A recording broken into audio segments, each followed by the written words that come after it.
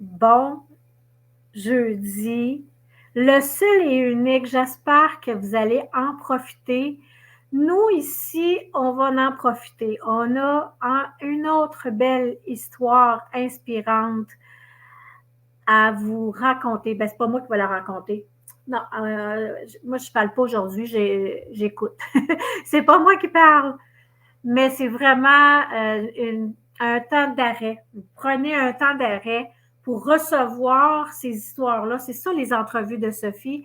C'est de recevoir du positif, de recevoir de l'amour, puis de recevoir de l'espoir, puis du courage.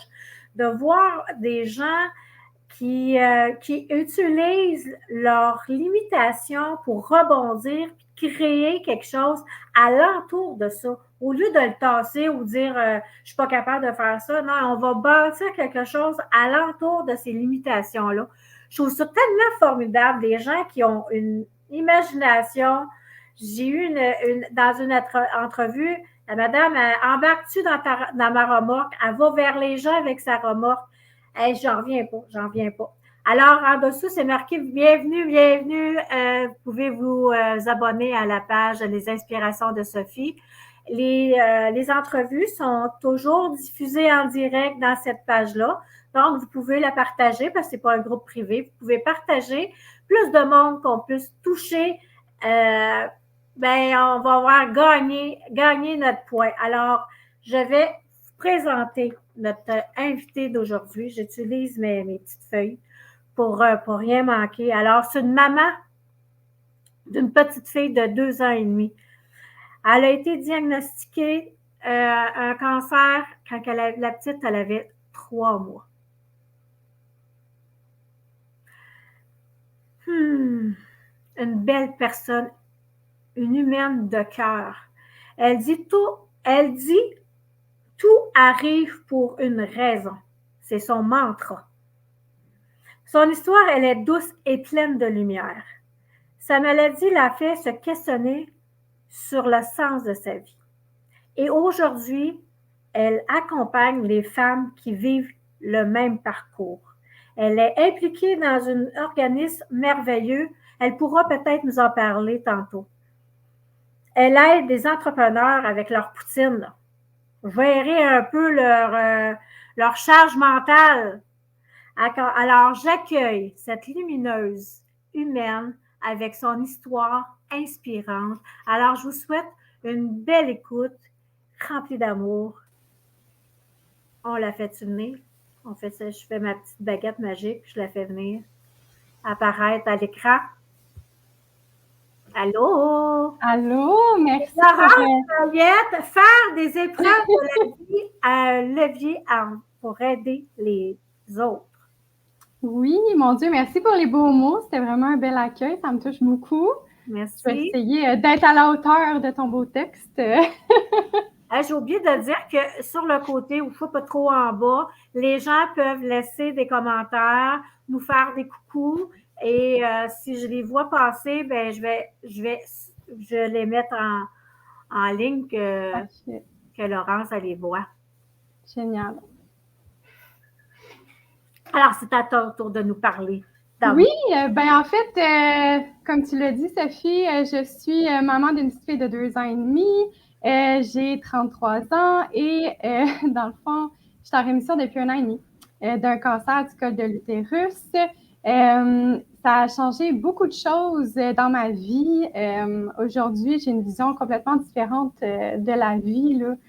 Puis je voulais en partager aujourd'hui parce que j'aurais aimé ça, je pense, quand j'ai eu mon diagnostic, d'avoir des gens de mon âge, juste des messages d'espoir lumineux pour me dire que oui, ce qui s'en vient, ça va être difficile, mais il y a tellement de possibilités après. Tu sais, ça s'arrête pas juste à un diagnostic. Là. Puis c'est ça, aujourd'hui, maintenant, j'ai mon entreprise, j'aide les gens. Fait que voilà, je peux commencer du début, là, si tu veux. Oui, t'es qui, toi? Oui, qui je suis? T'es qui, toi, la petite belle Laurence? Ben, dans le fond, moi, j'ai toujours été adjointe dans mon travail. Là, je gère des gens depuis toujours. Puis, en 2022, j'ai donné naissance à une cocotte en janvier qui s'appelle Lisana. Ça a super bien été. Mon accouchement s'est déroulé avec une césarienne d'urgence. Puis, c'est là que les gynécos ont levé le flag, si on veut, pour dire à mon médecin que je devrais faire un pap test. Il y a quelque chose d'anormal au niveau de mon col. Bon, ça, ma fille vient de naître. Je passe une tralée d'examens par la suite, là. Puis, on m'annonce à peu près dans ces eaux-là, là, il y a quelques années, il y a 2 ans, comme quoi que j'ai un cancer du col de l'utérus. C'est sûr que quand tu as un bébé de 3 mois, tu t'attends pas à ça. Déjà que tu n'as pas beaucoup d'énergie, là, tu essaies de trouver une stabilité dans ta nouvelle réalité, puis là, on t'annonce ça.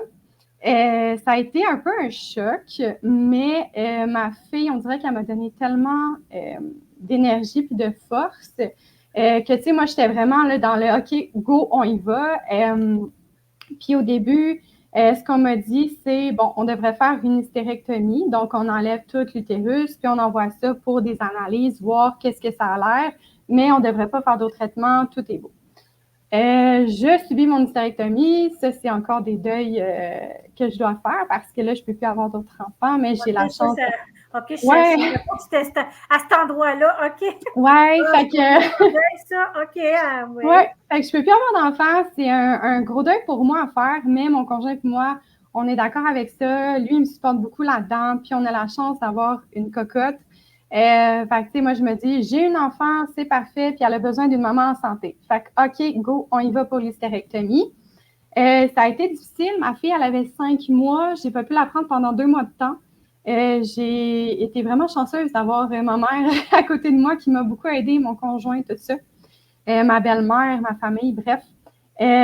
Puis ensuite de ça, j'ai rencontré mon oncologue, puis il m'a annoncé que le cancer avait vraiment plus propagé qu'on pensait. Fait que ça a été un choc parce que je ne m'attendais pas du tout à ça. Tu sais, je pensais que ça allait être réglé, c'est une opération, merci, bonsoir. Puis, lui, il me dit, c'est vraiment plus intense qu'on croyait. C'est rendu tout dans l'utérus, là. Donc, lui, ce qu'il a voulu qu'on fasse, c'est de commencer des traitements assez intenses pour justement essayer de réduire le plus possible le cancer puis l'enrayer vraiment du corps. Fait que ça a été 2 mois de traitement, radiothérapie, chimiothérapie et curithérapie. Ça a été difficile, tu sais, c'est ça que je disais au début. J'aurais voulu savoir un peu dans quoi je m'embarquais parce que je savais que ça allait être difficile, mais je ne savais pas comment. Tu sais, je ne savais pas ce que ça allait changer physiquement parce que là, veux pas, ça entraîne aussi la ménopause, tu sais, toutes ces affaires-là. C'est vrai, on pense pas à ça. Non, c'est tous des détails qu'on ne sait pas. Puis, ce qui est difficile aussi, c'est que tu le sais quand tu es dedans. Fait que, tu le sais ce qu'il va avoir comme effet après ton premier rendez-vous, puis qui t'explique, OK, fait que, tu n'as pas le temps non plus de tout assimiler vraiment, ça déboule. Puis, tu te dis, bon, ben, je suis dedans, parfait, let's go, tu sais. Puis, j'ai quand même été vraiment chanceuse. Tu sais, j'avais des amis incroyables, une famille incroyable. Puis à chaque jour, tu sais, même si c'était difficile, ma mère, bonjour maman, elle m'a suggéré d'acheter un calendrier, puis à chaque jour, je mettais un collant de licorne après mes traitements. Okay? Ça peut avoir l'air niaiseux, mais ça a changé un peu ma vie parce que j'avais tellement des journées qui étaient difficiles, tu sais, autant physiquement que mentalement, parce que quand tu arrives de tes traitements, il faut quand même que tu t'occupes de ton bébé. Tu sais, fait que juste de mettre mon collant, ça me disait « Hey, good job, c'est fini, une de fête. » Une journée de fête. Oui, ouais, une journée de fête. Puis j'ai commencé aussi à faire un journal de gratitude, que ça, c'est aussi... Ça, c'est bon. C'est quelque chose là que ça m'a vraiment changé parce que tu vois juste le positif, ça te force à voir, même dans les moments difficiles, le positif. Fait que, tu sais, même si des journées, là, ça allait pas bien, j'avais mal au cœur à cause de la chimio, tout ça, ben j'écrivais le soir, « Hey, j'ai passé un super beau moment avec ma cocotte. J'ai réussi à manger 2 pommes. » Tu sais, c'était niaiseux comme ça, mais c'était juste... Ah non, mais c'est niaiseux, on le dit de même là, comme ça, là, mais quand tu es dedans et que tu as réussi à manger quelque chose, il y a le commentaire de Stéphanie, je connais le feeling d'être devant l'inconnu. Ah, c'est ça.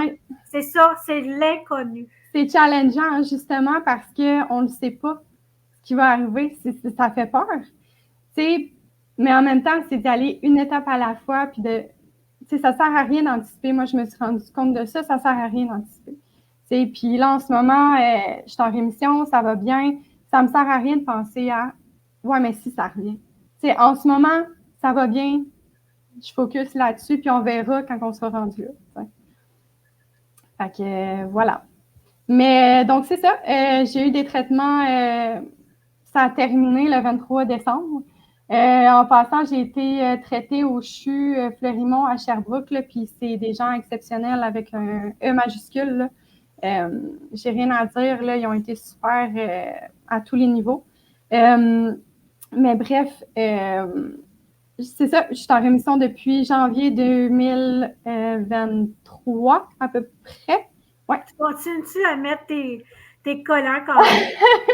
Ben, si j'ai à repasser des traitements ou quelque chose comme ça, je pense que oui. Je vais les remettre, là, mais j'ai toujours mon calendrier. Puis quand je passe des TEP scans, je pense que je vais continuer de mettre mes, mes collants de licorne. Il faut pas lâcher. C'est ça, là, Ouais. des fois, on fait OK, là, ça va bien, OK, on lâche tout. Mais ces outils-là, ils t'ont soutenu, ils peuvent encore te soutenir, ça devient une habitude, puis quand ça va, Ouais. il y a quelque chose qui se reproduit, l'élan, elle va être déjà, toi, tu vas être habitué, tu vas être déjà Ouais. dans C'est un outil qui marche. là. Ouais. Ouais, c'est un outil qui marche pour moi, tu sais, puis c'est ça que je voulais en venir, là. Je suis en rémission depuis janvier, puis j'ai eu la chance d'accompagner 3 autres femmes qui ont vécu la même chose que moi j'aurais tellement aimé ça, avoir quelqu'un là, qui pouvait m'expliquer qu'est-ce qui s'en venait. Fait que je leur ai suggéré la même affaire de mettre des petits collants. Puis, c'est en parlant, justement, des fois, les gens me disent « Ouais, mais pourquoi tu en parles ouvertement? » Ben, parce que c'est important, je pense, puis que c'est encore tabou. Puis, si je peux aider ne serait-ce qu'une personne, c'est important pour moi. Puis, ces femmes-là, tu sais, je les accompagnais, ils me posaient des questions, tu sais, ils me disaient « Ah, là, parce qu'admettons, là, juste la radiothérapie, là, à la fin, ça te brûle, là, ça fait comme une sensation de gros coup de soleil, là. Fait que, tu sais, moi, je donnais mes trucs, là, il y a des crèmes spéciales. Fait que, tu sais, c'est juste d'avoir quelqu'un qui t'écoute, puis qui te supporte, puis qui comprend aussi des moments les plus difficiles. Puis, c'est ça. Puis ça m'a amené à être partenaire bénévole pour l'étude de l'espoir, t'en parlais tantôt. C'est un organisme là, qui me tient tellement à cœur. C'est Nancy qui a parti ça. Là, dans le fond, elle s'appelle Nancy Thibodeau. Puis, elle a eu plusieurs cancers. Là, elle est en récidive d'un cancer du sein. Mais, ouais, mais ça, cette personne-là, là, c'est quelqu'un de tellement lumineux. Elle est incroyable. Là. Elle a des traitements, puis ce qu'elle veut, c'est continuer d'aider les gens. Là. Moi, je suis tellement chanceuse de l'avoir rencontrée, cette dame-là. Mais bref, elle, ce qu'elle fait, c'est qu'elle remet des sacs chaque année à des patients qui sont en traitement d'oncologie dans les hôpitaux. Donc, cette année, c'est 1000 sacs qu'on va donner dans des hôpitaux un peu partout à travers le Québec. Puis, il y a Stéphanie qui vient de répondre. Je pense que nous avons le même objectif en ce moment. Ouais. Fait que, dans le fond, c'est ça pour revenir. C'est quoi des sacs? Oui, c'est des sacs. Dans le fond, c'est des sacs avec plein de dons dedans. Ça peut être des dons d'artisans. Là. Il y a des IGA qui donnent, je ne sais pas moi, ça peut être des crèmes, des crayons, peu importe. Il y a des artisans qui donnent, comme là, j'ai Kim qui m'a donné des savons faits à la main, des crèmes. C'est tous des objets pour faire du bien aux gens qui reçoient des traitements. C'est des douceurs. Moi, j'ai eu la chance d'en recevoir un quand j'ai eu mes traitements en oncologie. C'est quand je recevais ma chimio. Les infirmières m'ont amené un sac. Puis c'était une journée, je me souviendrai toujours, très difficile. J'étais quasiment à la fin de mes traitements. Ça allait pas, là. Tu sais, j'étais pas là physiquement, mentalement. Mon corps commençait à me lâcher petit à petit. Puis, on dirait que les infirmières, ils ont comme senti cette vibe-là. Puis, ils m'ont amené un sac. Puis, encore aujourd'hui, ça me rend tellement... je suis touchée de ça. Ça m'a tellement fait du bien, là, juste de me faire dire « Hey, lâche pas, on pense à toi. » Puis, dans ce sac-là, moi, j'avais un journal pour écrire des choses. J'avais de la crème, du savon. J'ai eu un genre de cahier là, pour faire des mots croisés que moi, j'ai redonné ensuite aux femmes que j'ai accompagnées. Là. qui avait aussi le même cancer que moi.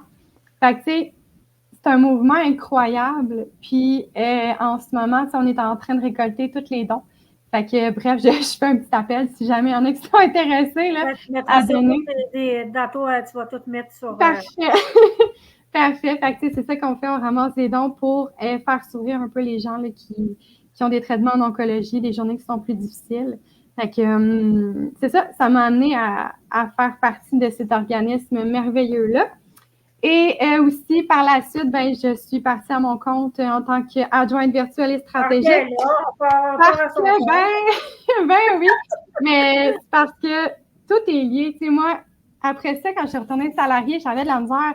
On était dans la routine, on courait tout le temps. Je me disais, mon Dieu, si j'ai encore un diagnostic là, qui s'en vient, si, mettons, là, on me dit que j'ai une récidive, est-ce que je suis contente de ce que j'ai fait jusqu'à maintenant? Est-ce que je suis 100% satisfaite de mon parcours? Tu sais, mettons, on me dit ça finit demain, là.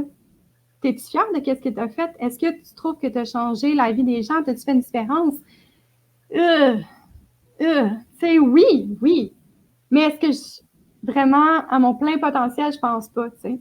Ça a été une belle remise en question de faire, OK, qu'est-ce que je peux faire pour justement faire une différence, aider les gens? C'est tellement une belle question, ça, c'est dur. À soi-même. Oui, c'est vraiment dur. Puis ça a été long avant que je dise, OK, oui, parce que moi, j'ai été dans le temps, en 2018, à mon compte, mais là, je me suis dit, OK, parfait, je me relance à 100%, puis je sais que c'est ça que je veux. Puis, tu sais, aujourd'hui, j'ai des clients que je les aide au niveau, comme tu as dit, de la poutine administrative ou juste de revoir leur vision, leur stratégie, tu sais. Puis quand je finis ma semaine ou même les journées, je me dis, hey, je les ai vraiment aidés là, aujourd'hui. J'ai fait une différence. Je sens que je les aide. J'adore ce que je fais, puis ça me permet aussi une flexibilité, puis de passer du temps avec ma fille, de profiter de qui je suis, de faire partie du réseautage, d'aider des gens gratuitement en faisant du coaching, tu sais. Ça n'a pas de prix, ça, là. C'est toute cette expérience-là qui m'a emmenée là aussi. Là. De plus en plus, on doit faire arriver l'humanisme. Mm-hmm.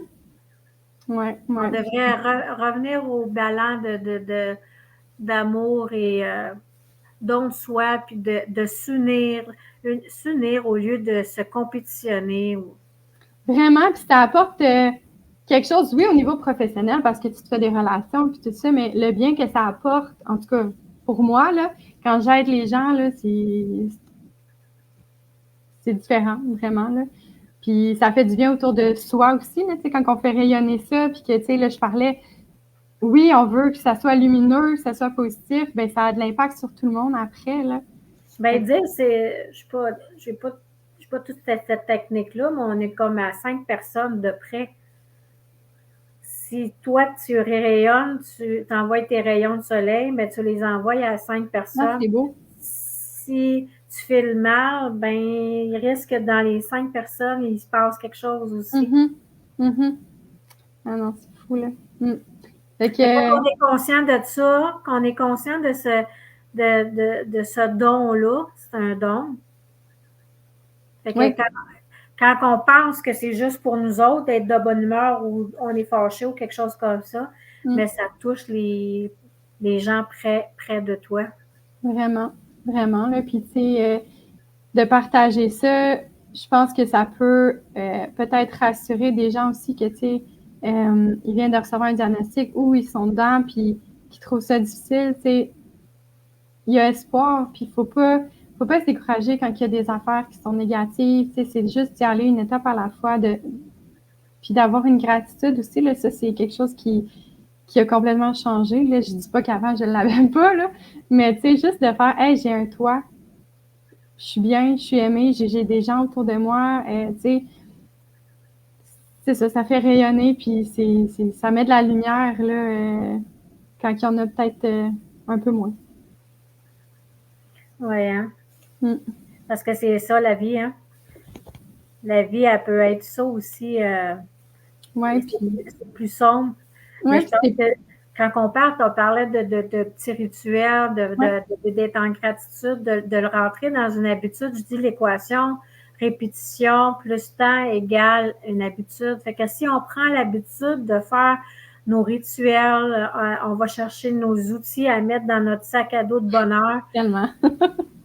Fait que quand il y a des journées plus sombres, des fois, tu sais, quand on est fatigué ces journées-là, ça ne nous tente pas, on se tape un peu dessus.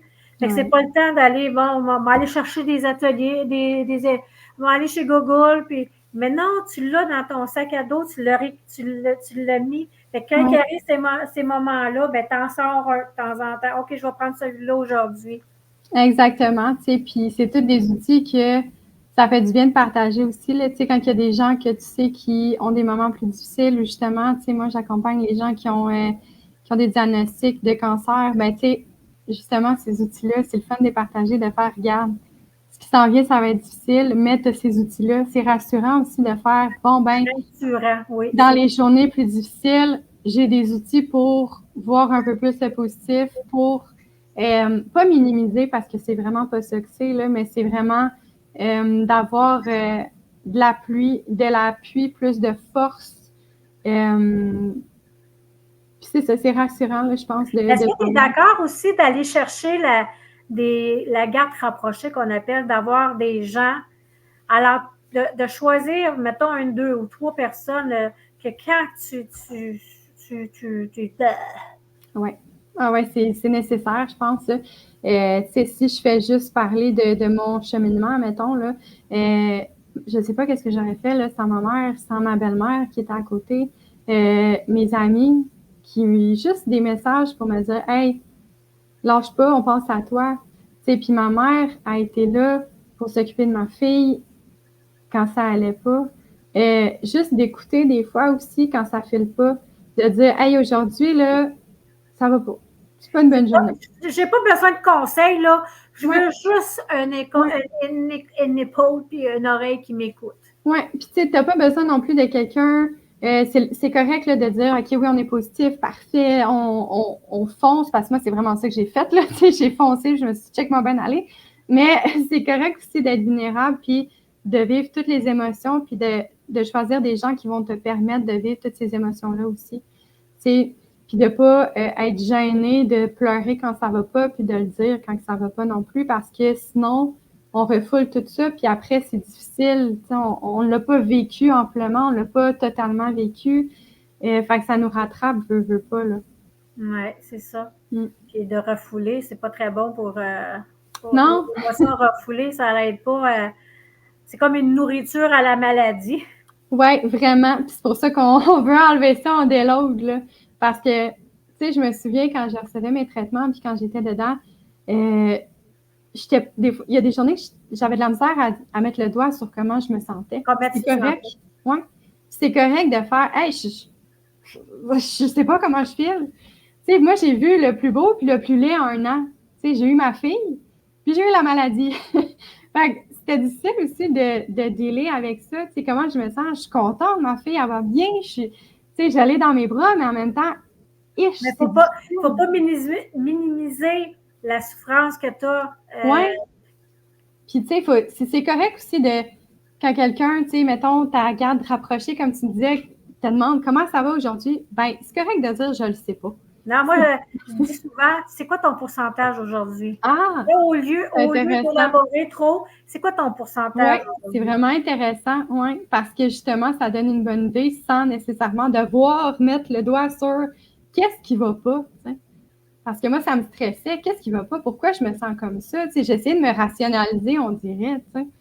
Puis je me rends compte que il n'y avait pas de raison. À un moment donné, tu as dû sentir de te sentir comme ça, c'était de la culpabilité. Voyons, j'ai quand même tout. J'ai une petite fille en santé, j'ai un toit. Tu sais, on y va avec tout ce que le matériel. Et puis, voyons, pourquoi je fais comme ça, tu sais? Oui.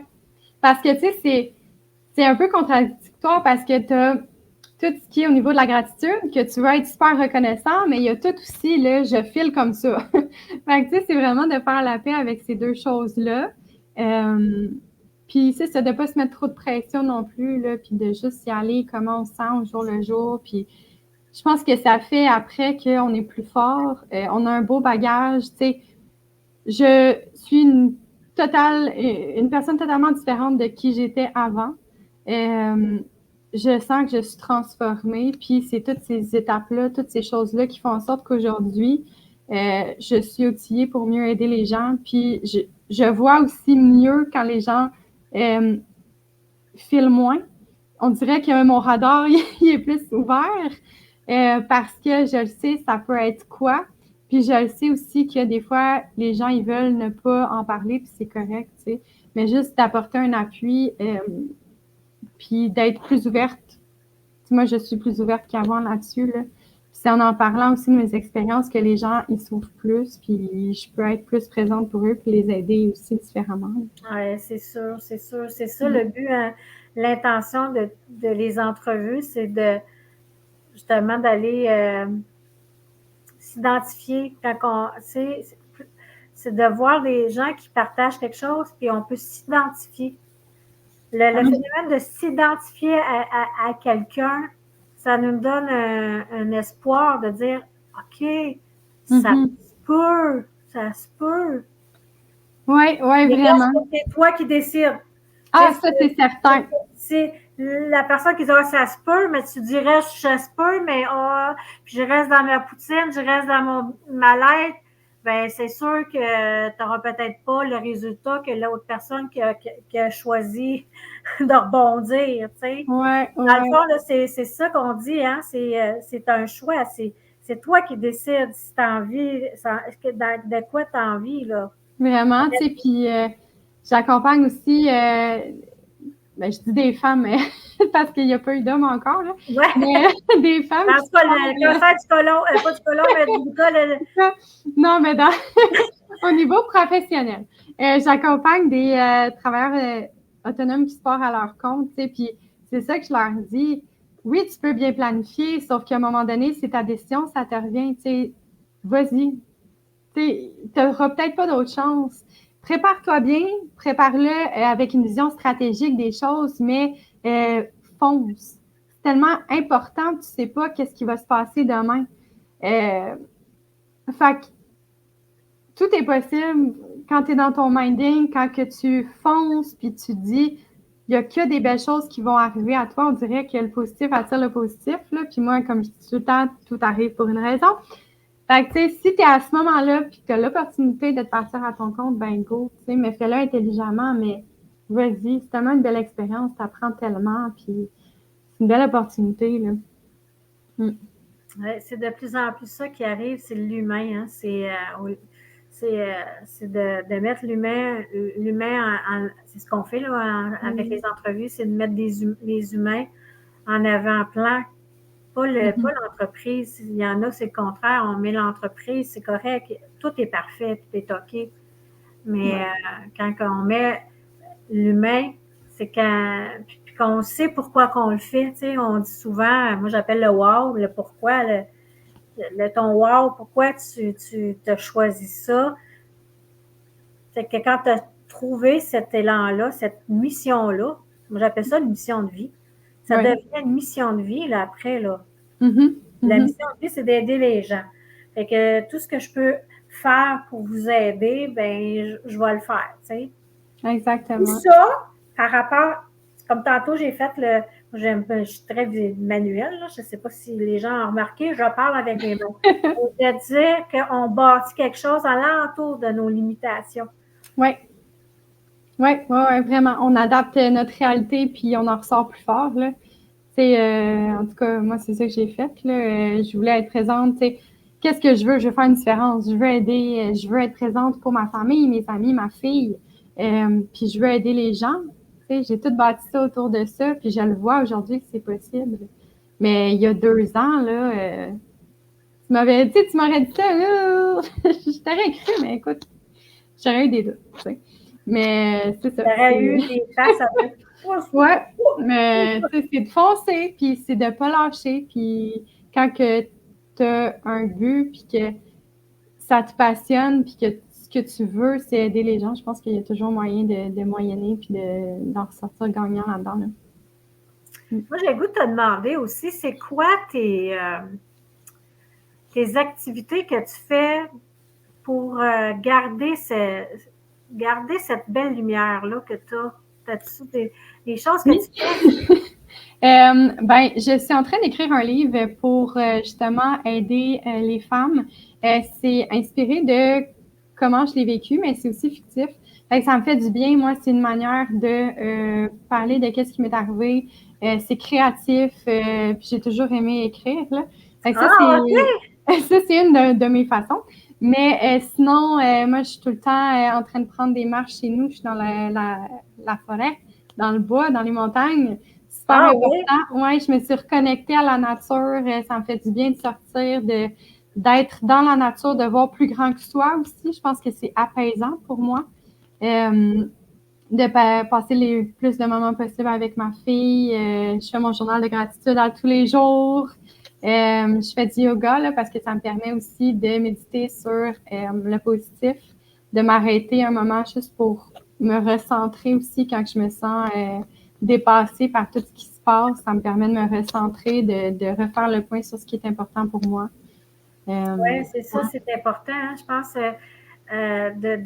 premièrement, avant d'aider les gens, il faut nous-mêmes s'aider. Ah, c'est certain, oui. De récupérer, puis d'avoir toutes nos forces pour Ouais. pouvoir aider les gens. C'est fait qu'il ne faut jamais, jamais, jamais s'oublier. Non, puis tu sais, avant de commencer à pouvoir aider les autres femmes qui vivent la même chose que moi, puis de les accompagner, c'est important d'être solide parce que ça me, tu sais, veux pas, ça me ramène dans quand j'étais là-dedans. Parce que veux pas, je les accompagne, elles me partagent. Pas si longtemps que ça, en plus. Non, en plus, tu sais, mais je suis tellement rendue en paix avec ça que ça m'apporte plus de positif d'aider que de négatif. Puis ça, c'est super important. Ah, OK, ça, c'est bon, ça. OK. Oui, parce que ça me nourrit un peu parce que je me dis, tout arrive pour une raison. Fait que ça me permet de les aider.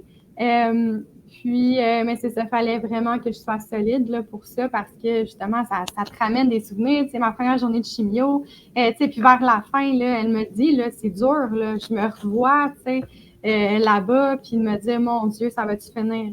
Fait que c'est de se remettre là-dedans, mais en même temps, de leur dire, oui, ça va finir, je te jure, ça va finir bientôt, tu sais.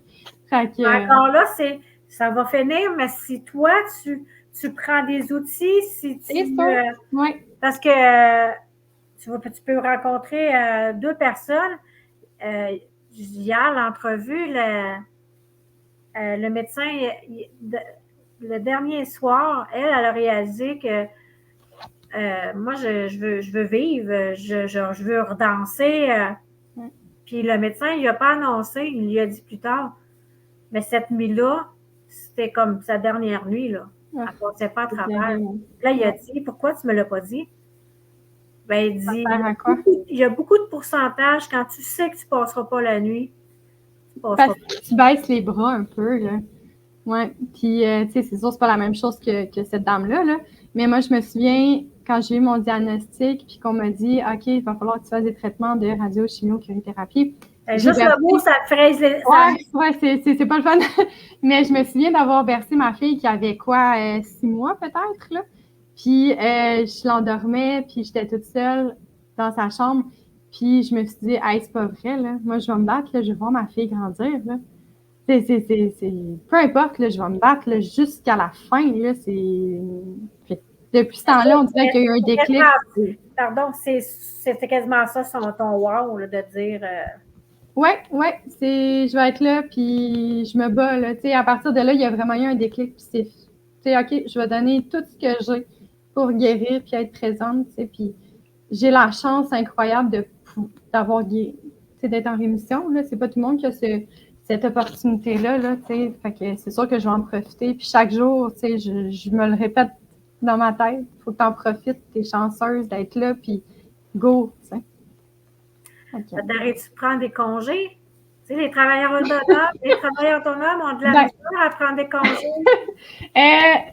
Oui. Mais il y a une chose. Prendre congé, mettons, avec ta famille, puis tout ça, puis prendre rendez-vous avec toi, vraiment. Oui, ben j'ai commencé ça. Mais tu sais, moi, je suis quelqu'un qui est impliqué dans plein de projets, là, juste OK. ça, vous le comprenez, là. J'ai les TUC, j'accompagne des femmes, j'ai mon travailleur autonome, je suis dans des réseaux, des réseautages. Mon cerveau, j'ai de la misère à mettre la switch à off parce que je suis tout le temps en train de vouloir déployer des nouveaux projets, de vouloir m'impliquer dans des nouvelles choses. C'est ce qui me rend vivante, tu sais, ça me nourrit. Mais c'est tellement nécessaire de mettre son cerveau à off des fois. Puis moi, c'est vraiment chaque jour, je m'entraîne, puis c'est vraiment le moment que j'ai avec moi. Je pense à rien d'autre, je me déconnecte, puis c'est nécessaire, là, je le mets dans mon agenda parce que j'ai besoin de ça. Oui, c'est ça. Ouais. J'ai besoin de ça autant mentalement que physiquement. Moi, ça m'amène vraiment beaucoup de calme, de sérénité. Puis c'est comme mes petits moments de congé. Mais oui, avec ma famille, il faut aussi en profiter. Là, mais... Ces petits moments-là, donne-nous un petit exemple de ce que tu fais. Qu'est-ce que tu veux dire quand je m'entraîne?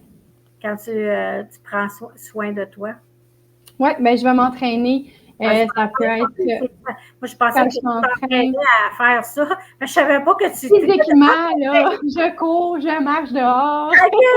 Oui, non, c'est pour ça que ça m'apporte beaucoup physiquement puis mentalement. Là, c'est comme ma façon de décrocher puis de me reconnecter avec moi. Tu sais. Puis après ça, on dirait que je suis plus focus, je suis plus en paix avec moi. Ça m'amène une sérénité.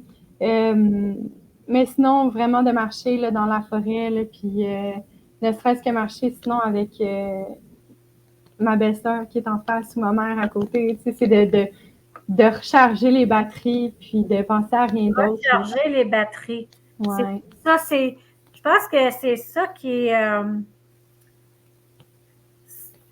de recharger nos batteries avant qu'ils soient complètement. C'est ça, je m'en ai dit. C'est difficile, ça, ça prend une certaine beaucoup d'exercices pour arriver à être capable de recharger avant d'être à terre. Parce que tu t'en rends pas toujours compte, puis on est dans les projets, on est dedans, puis à un moment donné, ouf, tu sais, là, je suis brûlée.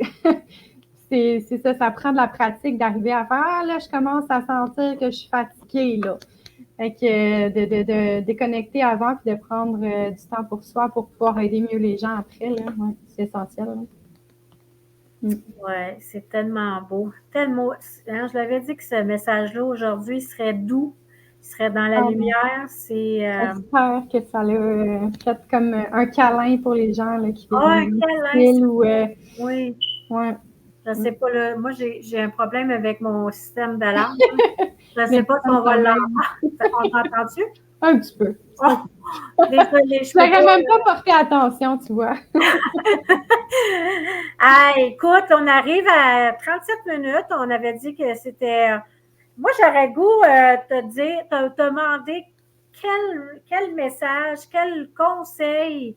Tu sais, tu as ton mantra, il n'y aurait rien pour rien. Mais un petit conseil que tu dirais à la personne. Attends, moi te dire ça.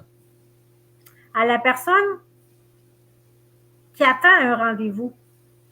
Elle a eu un téléphone. Ouais. Elle n'a pas encore les résultats comme tel. C'est un premier rendez-vous. De ne pas lâcher, de refocuser sur elle, de ce qui est important et de ce qu'elle a besoin. De ne pas se faire des scénarios catastrophes, de prendre les choses une étape à la fois, d'attendre avant de paniquer parce que ça ne sert absolument à rien. Puis un coup qu'on a les résultats, un diagnostic ou quoi que ce soit, c'est d'y aller au jour le jour, de trouver des petits bonheurs pour s'outiller, pour arriver à trouver la force, ne serait-ce que de trouver des gens, comme on disait, qui vont être vraiment nos piliers quand ça va pas bien. Ouais. Ne serait-ce que de mettre des licornes sur un calendrier. On peut commencer dès le départ. Ben, quand on le sait, là, qu'on a un diagnostic ou quoi que ce soit. Là, on ne l'a pas encore. Mettons qu'on ne l'a pas. Là, puis des fois, tu as l'appel de la personne. Tu as l'appel, mais l'autre appel pour avoir ton rendez-vous, il peut être long. Exactement, mais tu sais, c'est ça, c'est de pas stresser avec ça, de continuer à faire ce qui est important pour nous, puis de pas laisser les pensées négatives et anxiogènes là, vraiment prendre le dessus. Puis là, je dis ça, là, j'ai l'air super sage, là, mais tu sais, ça a été mon cas. Là. Ben, c'est juste sage, que faut, tu peux te donner. mais faut pratiquer ça. Puis aujourd'hui, je suis capable de me parler puis de me dire, OK, là, arrête de stresser, ça sert à rien. On verra au jour le jour. Parle-en si tu veux. Mais on n'est pas là encore. Là, on focus sur ce qui est positif, puis c'est important de ne pas s'isoler quand on est stressé. Au contraire, parlez-en, allez chercher de l'aide. Si vous avez besoin de soutien parce que ça crée trop d'anxiété, ben allez-y, demandez de l'aide, ça va juste vous outiller puis être mieux encore. Là, vous avez l'opportunité là, d'être dans le positif et dans la lumière. Il ne faut pas s'isoler. D'aller chercher tous les outils avant qu'on soit trop dans la panique, parce qu'après, on est dans la panique, dans le choc. Tellement. On tourne en rond. Puis, mais là, c'est comme aller à récupérer plein de petits bonheurs, justement. On met ça, tout ça, le bonheur dans le sac à dos, les outils dans le sac à dos de bonheur. Yes, sir! C'est ce que j'avais envie de partager aujourd'hui. J'espère que est-ce que tu as d'autres choses? Vous savez, vous pouvez, en dessous de cette vidéo-là, je ne sais pas comment, en bas, en haut, toutes les coordonnées que Laurence va déposer pour la rejoindre si vous avez. Ben oui, ça me ferait plaisir. Là. Ben oui, écrivez-moi là, si vous avez des questions ou si vous vivez la même chose, ça me faire plaisir là, de vous parler. Je vais mettre aussi les coordonnées pour l'organisme que je parlais. Oui, ce serait. Si vous pouvez juste aller aimer la page aussi, là, ça fait plus de visibilité. Là, c'est super. OK, c'est bon. Fait qu'on met tout ça là. Génial. Ben, je te souhaite une excellente journée, puis continue à briller comme ça. Puis n'oublie pas que quand on brille, ben, c'est comme un soleil, c'est un rayon de soleil, ben il y a plusieurs façons d'aider notre prochain, mais juste briller puis de partager notre lumière, c'est aussi ça, aider son prochain. Alors, merci, puis je te fais disparaître, puis je te revois tantôt. Parfait, merci. Bye-bye.